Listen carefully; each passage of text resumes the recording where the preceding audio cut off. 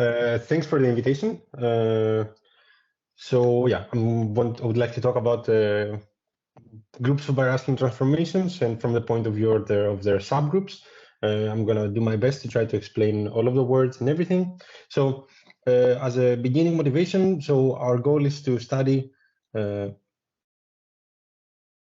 if my pen collaborates. So we want to study the group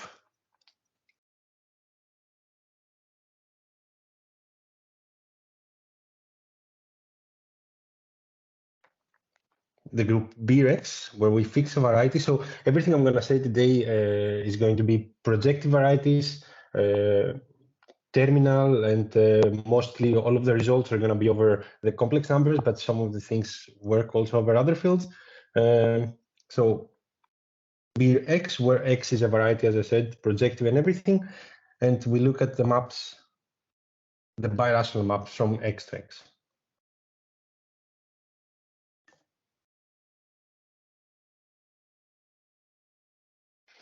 Okay, so this is you have a group under composition, and we want to study this group. So the first thing to say is that this is there's a huge difference, for example, between this group and the group of automorphisms. So the difference in difficulty rises a lot. So, for example, one of the things that the very nice properties that the automorphisms group has is that the automorphisms group OT X is an algebraic group, or sort of. The only problem is that it could have infinitely many components, but its connected components are actual varieties. So algebraic group means pretty much a group which is also a variety, or a variety which is also a group, and you want some compatibility between these things. And this is a very nice and desirable property. However, we have the following theorem by Blanc and Fuchter. It's from 2013.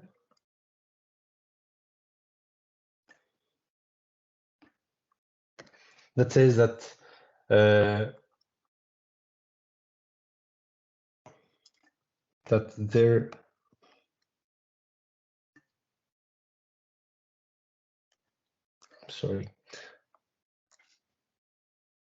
there is no structure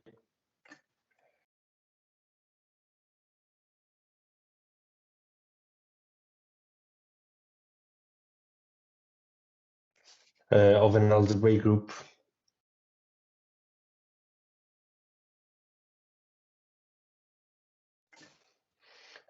on even for if you take X, one of the simplest varieties, so P2. So just to be a bit more precise, so you can give a very nice topology on BP2. Even if over the complex numbers, you can give two very natural topologies, the Zariski topology and the Euclidean topology. And with respect to either of those topologies, you cannot give this group an algebraic a structure of an algebraic group, even if you were to allow it to be infinite dimensional, what they call an in-group. And that's mostly to just nail home that this is a huge group, and yeah, it's very much a different study from studying automorphism groups. So the study, for example, of BP2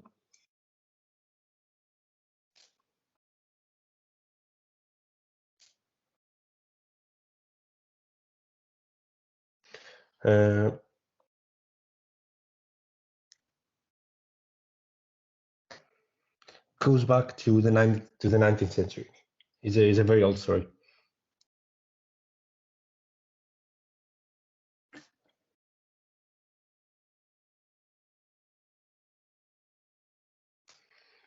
So by classic works of Enriquez, Fano, and others. mostly in the Italian school. And before I go any further, as with the automorphism groups, the idea is that the simpler the variety, so the more symmetric the variety is, the more complicated the automorphism group is, and the same is true for the group of birational transformations. The more symmetric, I'll just state it as a remark.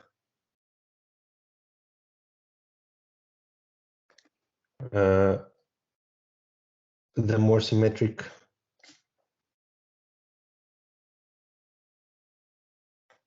X, the more complicated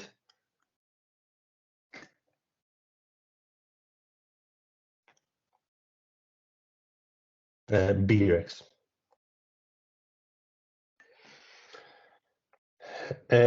For example, if X is I'm gonna say some words now, but it's not important that you know everything. So if X is a minimal model of general type,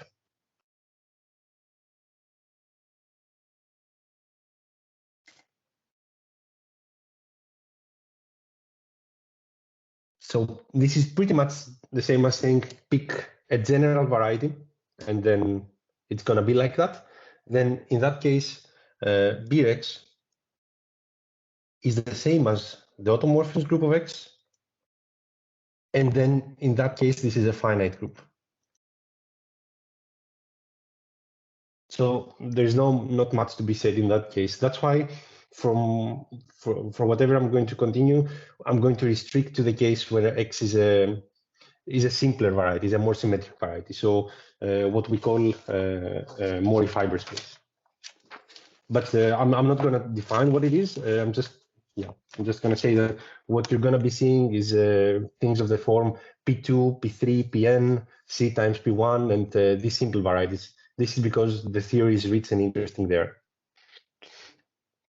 Okay, so we want to study the group of birational transformations. And as we said, it's not an algebraic group, it's a huge group. So one way to study a group is to study it by studying its subgroups and the way that they relate to one another, their inclusions, and up to conjugation and all of those things. This is what we're gonna do, but we're gonna restrict ourselves to connected algebraic subgroups. So let me define what that is. So definition, an algebraic subgroup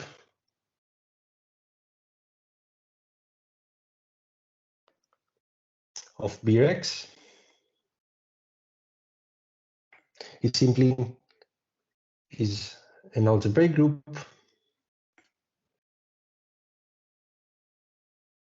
again, just think of it as a variety which is also a group G acting birationally on X. So if you know what an action of a group on a set is or on a variety, basically it's the same. You're just want that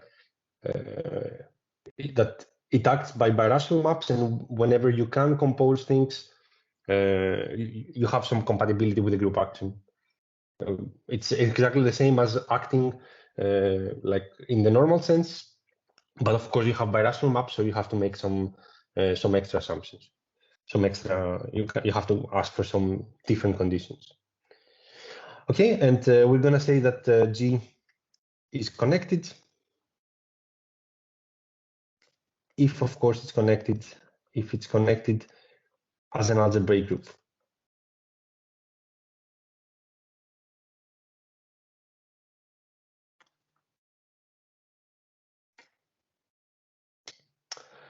And finally, we're going to say that G is maximal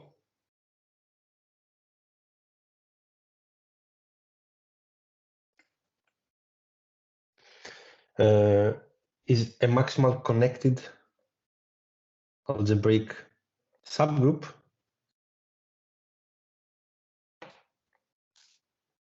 of Brx if when we have the following conditions, when there exists a birational map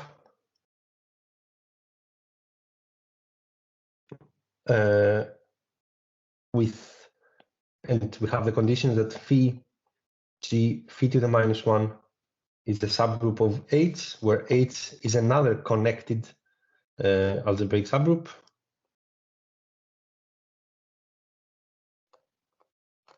So these three conditions imply that this inequality, this inclusion, is actually an equality.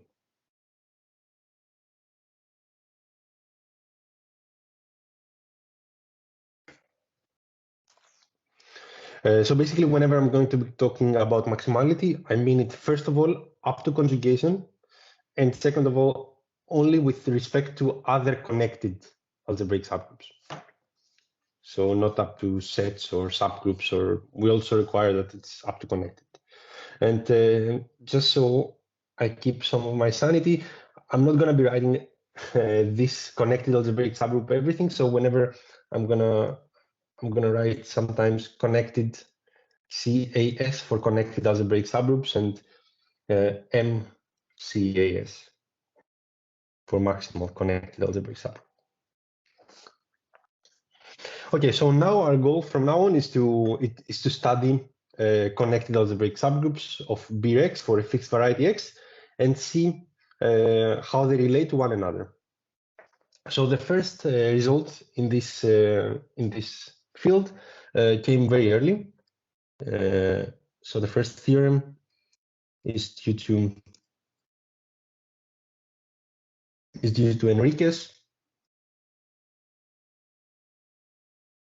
and it dates back all the way to the 1893. And it says that, well, first of all, every connected algebraic subgroup of BRP2 is contained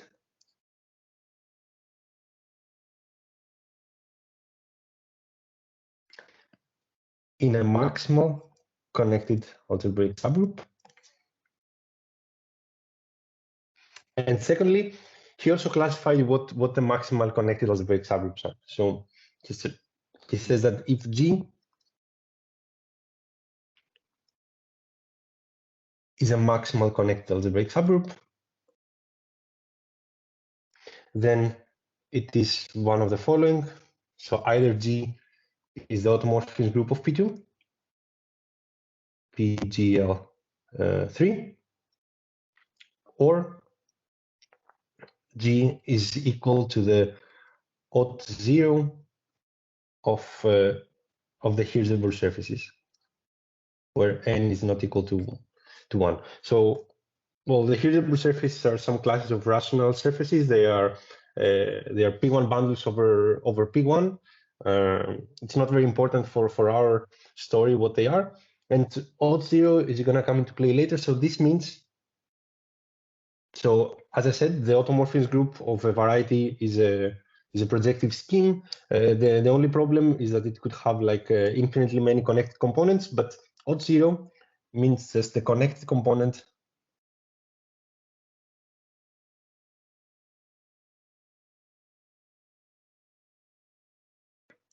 of OT-X, OT-Fn in this case, containing the identity.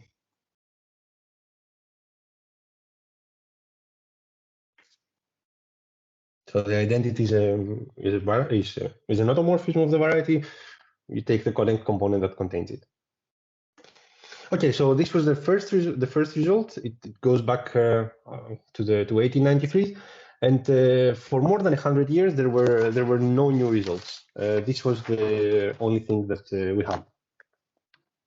So the next result came like almost 100 years later by the results of Memura, and now I'm just gonna just list what is the current state of research.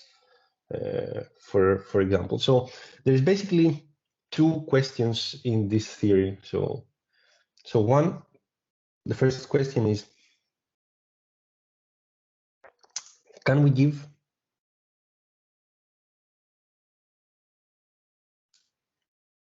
a classification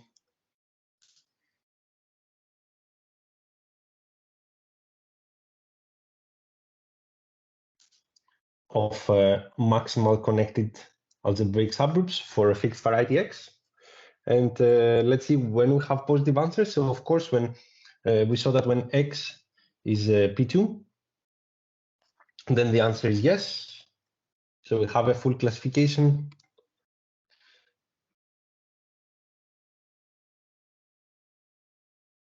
And this is due to Enriquez.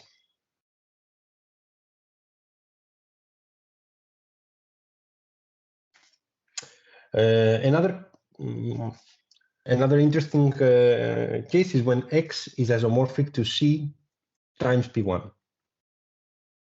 where the genus of C is greater or equal to 1. And again, we have a positive answer. We have a full classification of maximal connected algebraic subgroups, and this is due to Fong, to Pascal Fong. This is like in 2019 or something, or 2020. I don't really remember. So you see there, it's a quite recent result. And just to say that this basically completes the two-dimensional case.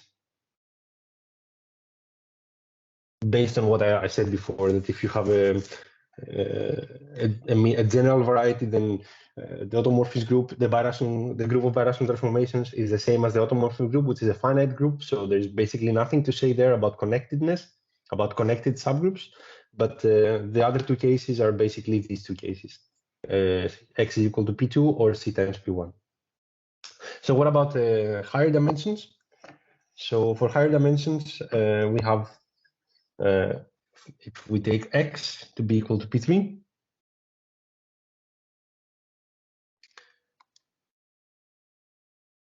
then again we have a positive answer. We have a classification, and then this is like the first result that came after Enriquez. It's due to Memura.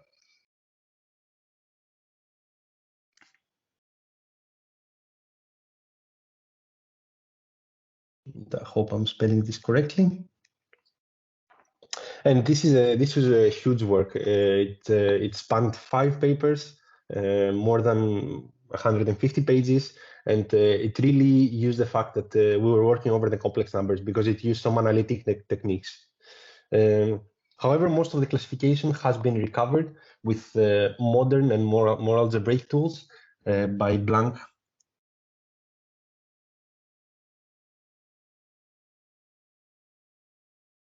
Fanelli, and Terperon.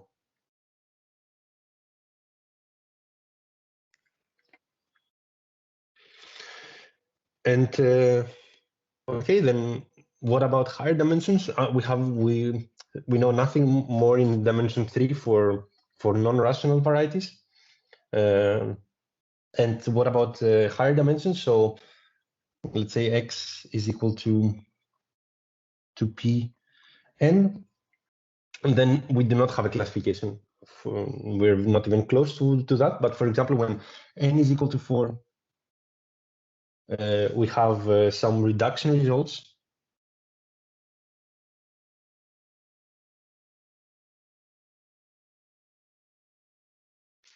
By Blanc and Floris,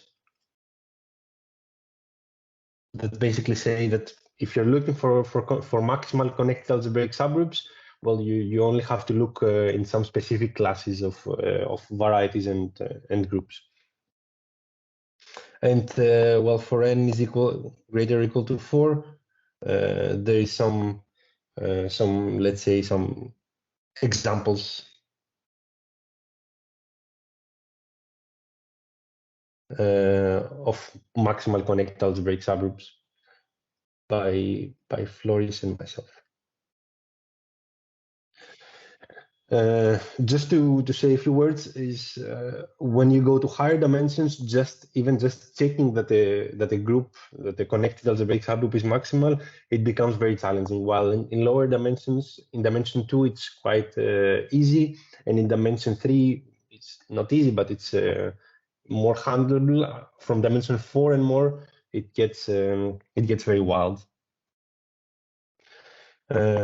Okay, so this is one of the kind of questions that we can have. Can we give a classification of maximal connected algebraic subgroups? And the second kind of question we could have is the natural thing is every connected algebraic subgroup contained in a maximal? And we expect that the answers would be yes, and indeed it's yes for some classical varieties. So when x is equal to P2 or P3, then the answer is yes.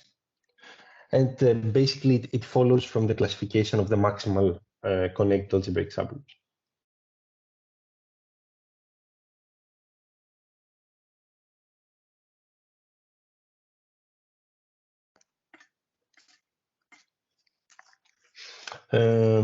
For x is equal to Pn and n is greater or equal to 4, we have no idea what's going on there. We don't know, and I think most people believed until recently that the answer was yes, and some people start to believe that the answer is no anymore. And then the other case, that the one that I would maybe like to talk for today, so is the following theorem of Fong and myself, that says the following: take x to be equal c times Pn, where c is a curve of positive genus. So genus of c is greater or equal to 1. Then there exists connected algebraic subgroups of Px not contained in a maximal one.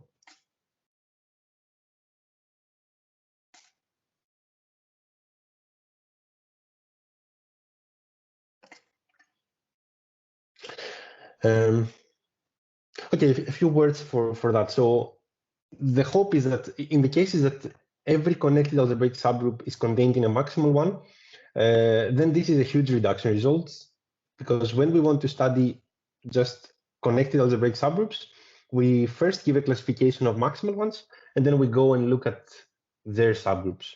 For example, when we restrict to P2 or P3, if one wanted to study all connected algebraic subgroups, then now we have a list of the maximal ones, and we know that every one is contained in a maximal one. So if one wanted to study all of them, then they would have to go through the list and check their subgroups, which is something more manageable. So this would be just a reduction result, but unfortunately, it's not true in all cases. So now what I would like to do is I would like to give you a proof of the theorem, or at least a proof in the low dimensional case, and some ideas for the higher dimensional case. And during this process, basically, I will just lay down all the framework, or whatever the main machinery for all of those things that has been used in basically all new results. So all the results that I stated, the ones by Blanc, Fanelli, Terperot, Blanc and Floris, Fong, and all of those results, they follow the same pattern, and they're based on birational geometry. Yeah, so I'm going to say a few more things when we get to that. So now the goal from now on is to prove this theorem for the easy case. For example, for when n is equal to 1, trying to accept the minimal things.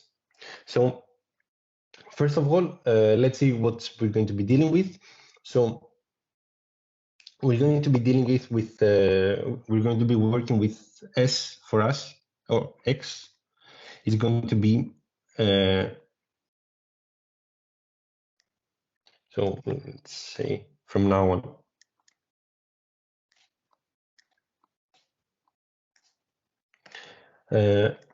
X is going to be a P1 bundle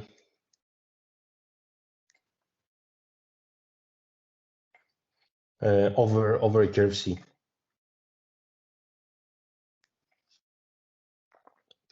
where the genus of C is greater or equal to 1. So this is just a P1 bundle is just a morphism from X to C, where the fibers are P1s and it's locally trivial. So I'll just start drawing some pictures that we're gonna use.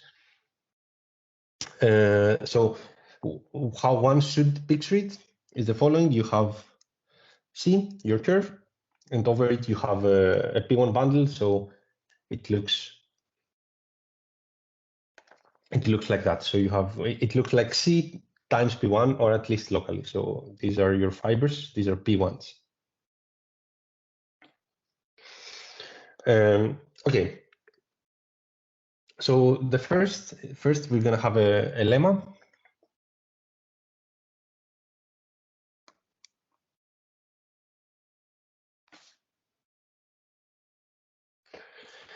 Let X, sorry.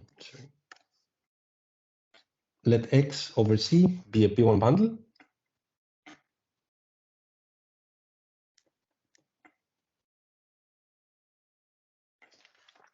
And assume that there exists a section with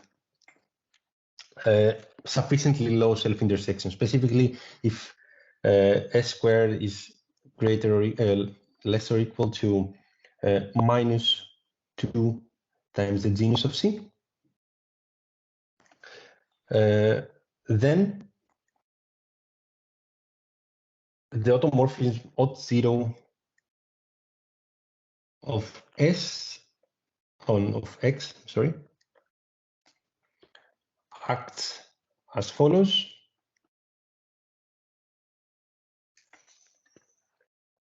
Well, first,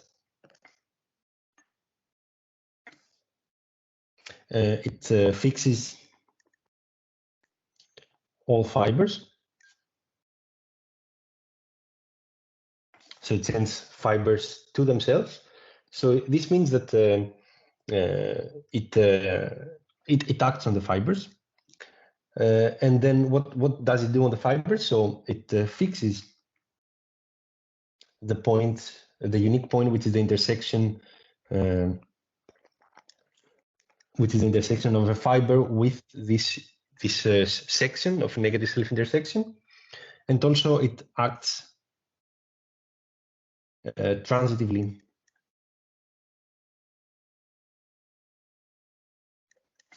on the rest of the fiber, on F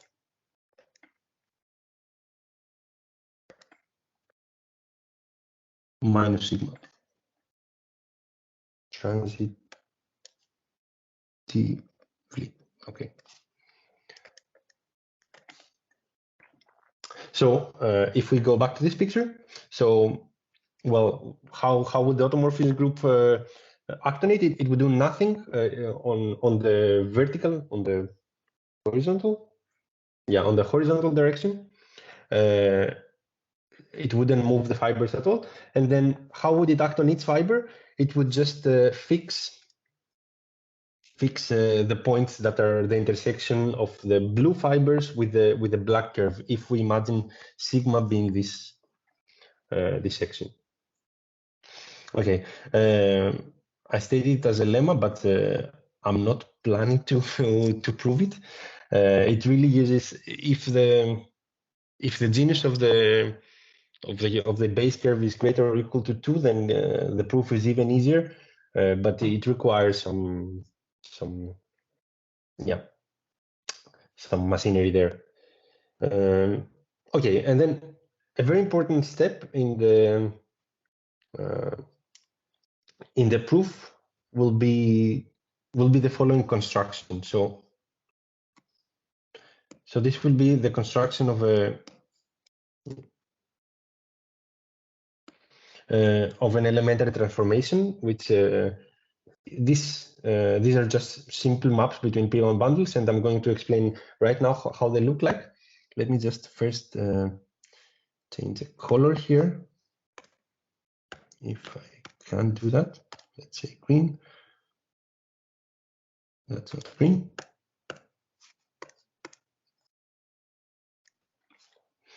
Okay. So now what we're going to do is the following birational modification. We will blow up the red point. Okay. So what is going to give us is the following. So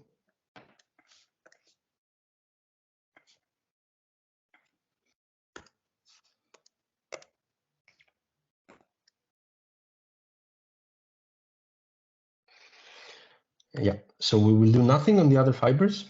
They're going to be left the same. And now what we can do is we can contract the strict transform of the green fiber.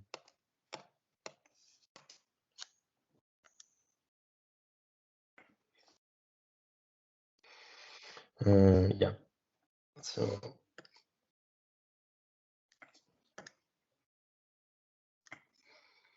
the picture is going to look like that now.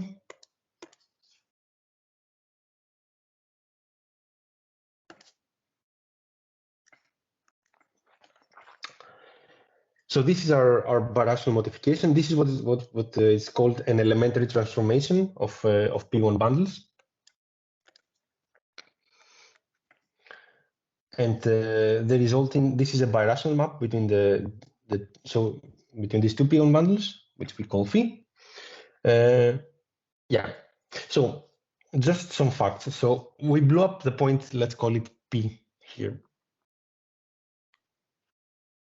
So the fact that P, so let's write from now on, for example, let's say that this is X and this is X1. So, and write G for odd 0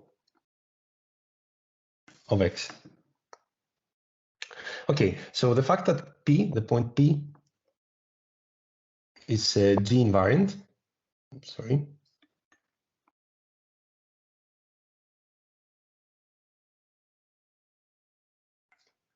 implies that that first of all that the group G also acts on X1, and that the map phi is G equivariant.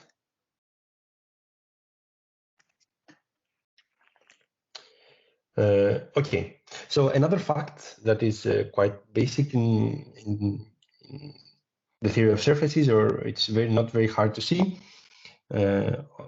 So if this is a new section, sigma 1, the image of the previous section sigma, then we have that sigma 1 squared is equal to sigma squared minus 1. In particular, it's still smaller than minus 2g of c, which is exactly the condition that we asked in the previous lemma. So this is the condition star.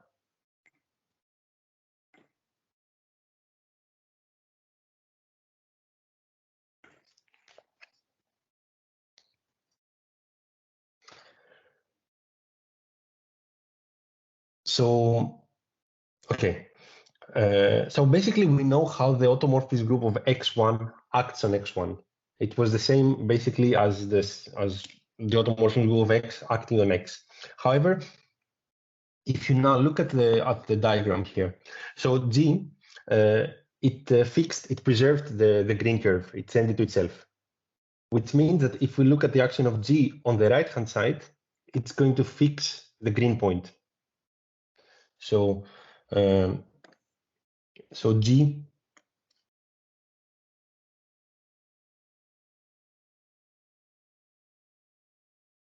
fixes let's say the point Q. Let's call this point Q.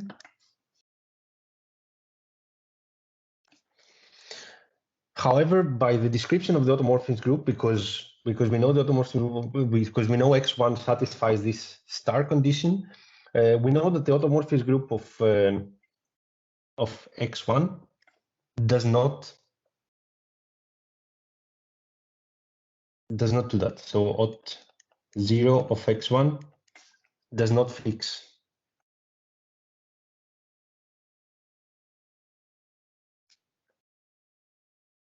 So this implies, in particular, that we have a strict inclusion.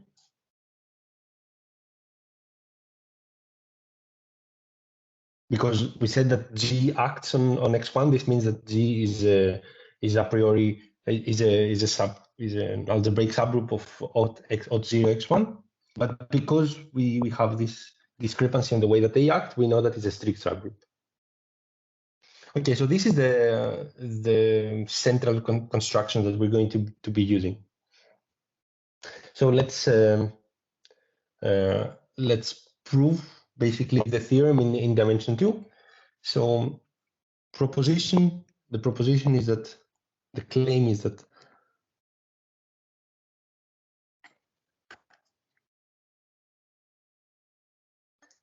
OT 0 X is not contained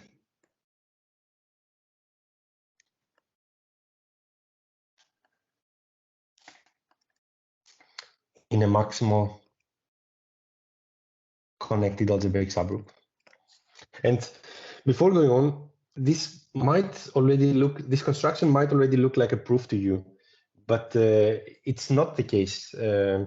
So what one can produce with this construction is an infinite increasing sequence of groups, because you can repeat this construction again and again and again, and every time you're going to end up in a strictly bigger group.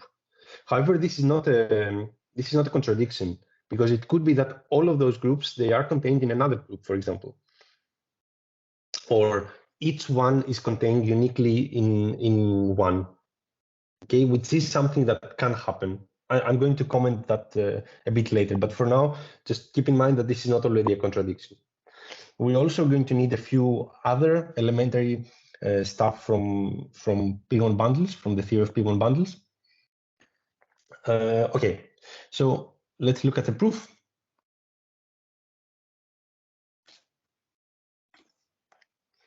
So suppose, write G for this group, and suppose that G is contained in some maximal subgroup. Okay, so I'm going to write some conditions which I'm going to comment on a bit later. So I'm just going to state them as facts. So one, there exists some projective bundle, so XM over C, which is a P1 bundle,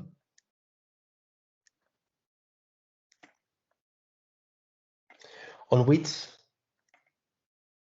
the group M acts, and we also have a birational map from X to XM, which is G equivariant.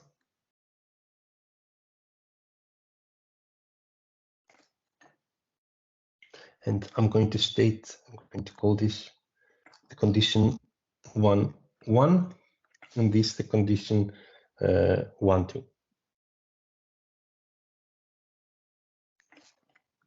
Okay, for now, we just take this as a fact. And there is also a second fact, which is standard in the theory of P1 bundles. So whenever you have a birational map between two P1 bundles, this is a composition of elementary transformations. Elementary transformations are exactly maps that look exactly like the diagram here. You just blow up a point and contract a strict transform over fiber. So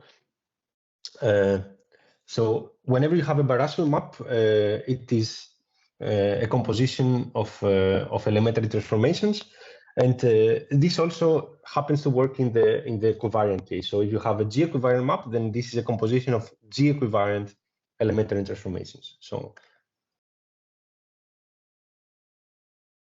phi, the map from before, is a composition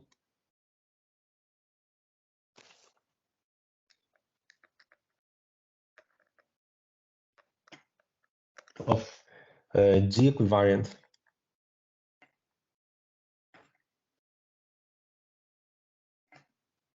elementary transformations.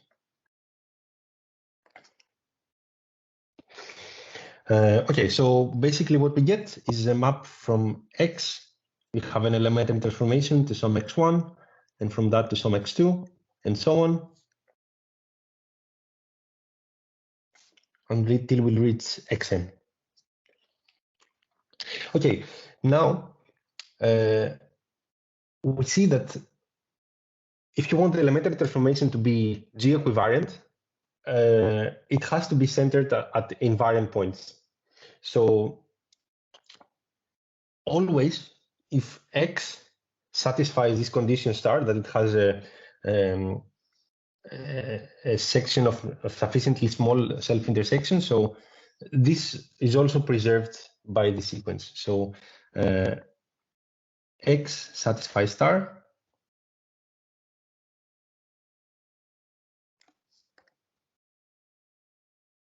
implies that X1 satisfies star, and so on.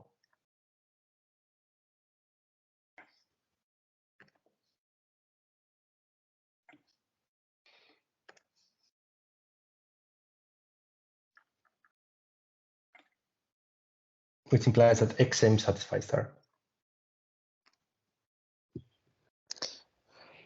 Sorry, can you remind us what the star was?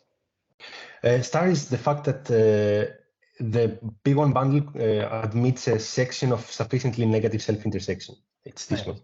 You want that there exists a section with negative self-intersection at most minus 2G. Thank you. Yeah. So this is preserved because whenever we do if you want the birational the elementary transformation to be equivariant, the point has to be contained on this section. So the self-intersection goes down a lot at each step. Okay, and now we have one more. We can do one more step since Xm satisfies. We can do just one more elementary transformation. Let's go from Xm to Xm. So just a small question, stupid question. Yeah. Sorry, it's just too early in the morning. So an inverse of elementary transformation is an elementary transformation. Yes. But notice that, so yeah, it is. You move the point away from the section. Exactly, yeah. So this map, both, yeah, they're both G equivariant, like with respect to the action of the group on the left. Exactly, this G changes every time. It becomes bigger and bigger. That's the key. Otherwise, it would be funny. Yeah, thank you. Yeah. No, thank you for the question. So we are at this step where Xm satisfies this, and we know that M, the group M, the one that we assume is maximal, acts on Xm. But once we do another elementary transformation from the construction that we did before, we have that M is a subgroup of OT 0 Xm. But now from the construction that we did before, this is strictly contained in OT 0 Xm plus 1.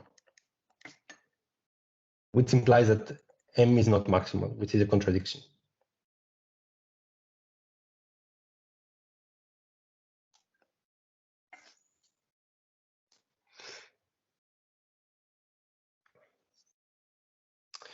Okay. Basically, this is the proof for the two-dimensional case. And now let me comment on all of those indices that I put here. So I said that we can assume that this group M acts regularly on something. And this is what one of the ingredients that we're using here, and I didn't mention, is this 1, 1 is basically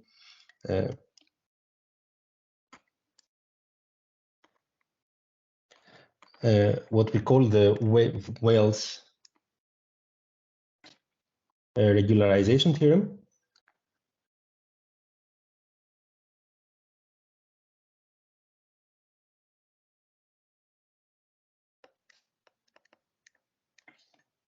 From 1955, which states that if you have a connected, so if G is a connected algebraic subgroup of Brex, then you can actually regularize it. So what it means is that there exists a birational map from, let's say, X to Y, such that G acts regularly on Y, and also the map is G equivariant. So we can pass to a birational model such that the group acts regularly. And this is why basically one of the two reasons why we have been restricting to connected groups, because this is true for connected groups, but it's not true for general groups. It's also true for finite subgroups, but basically these are the only two big classes where we know that you have the regularization theorems. So the other thing that I said is that first I said that X, the group M acts on some variety, acts regularly on some variety, but then I also claim that this variety is a P1 bundle. And this is due to basically the whole machinery of the MMP. So, and one of the key things, and again, why I require that the group is connected, is that so what is the MMP? I'm just going to briefly say that let's just think of it as a machine, as a black box where you have a variety Y, you feed it to this MMP mystery box, and then it spits out a variety Z, which is Z is let's call it a simpler X. So Z is birational, of course, to birational modification. So it's birational to Y. And also it's simpler in some sense. And what simpler is going to mean in our case is that it's a Mori fiber space. The good thing is that whenever you have a connected group, the action is always preserved, is always descends by the MMP. So if you start with a group G acting on Y,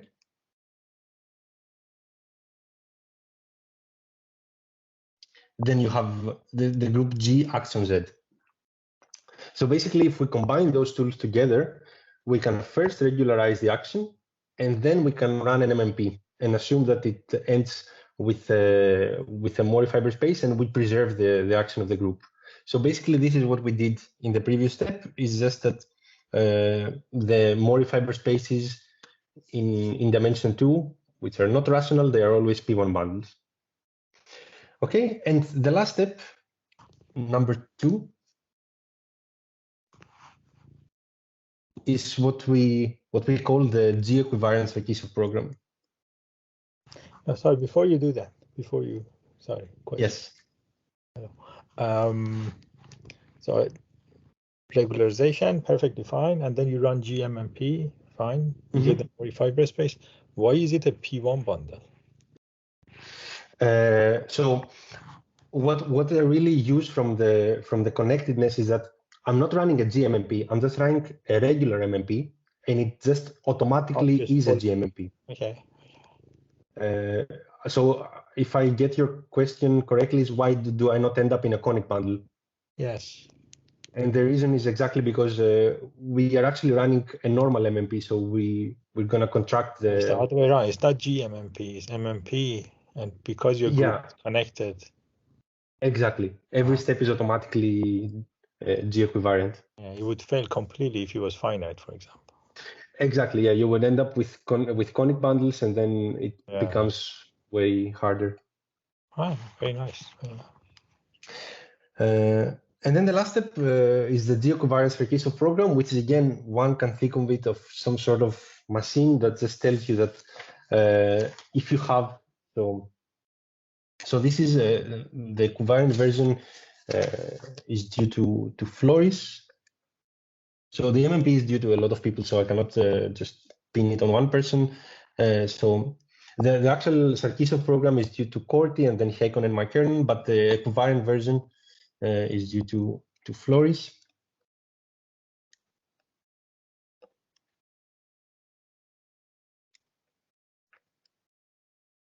And it's a fairly recent tool. It says that if you have a geocovariant map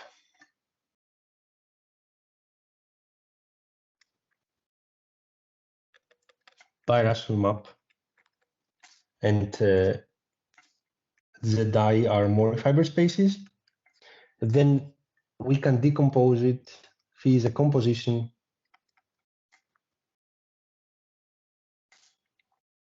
of G equivariant Sarkisov links, which, I mean, I wouldn't have time to explain what it is, but just let's say that they're simple maps in a sense.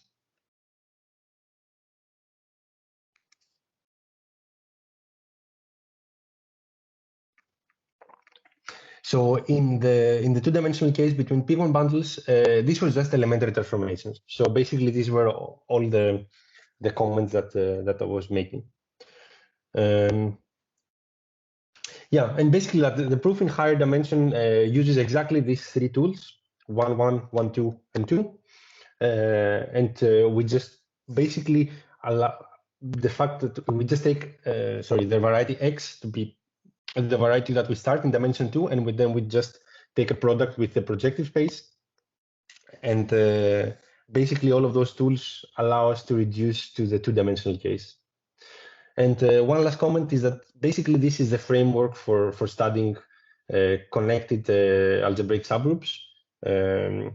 These are the three main tools: 1, 1, 1, 2, and 2, regularization, MMP, and Sarkisov program. And this is what people have been using for all the cases that I mentioned before. I think this is all I wanted to say. Thank you.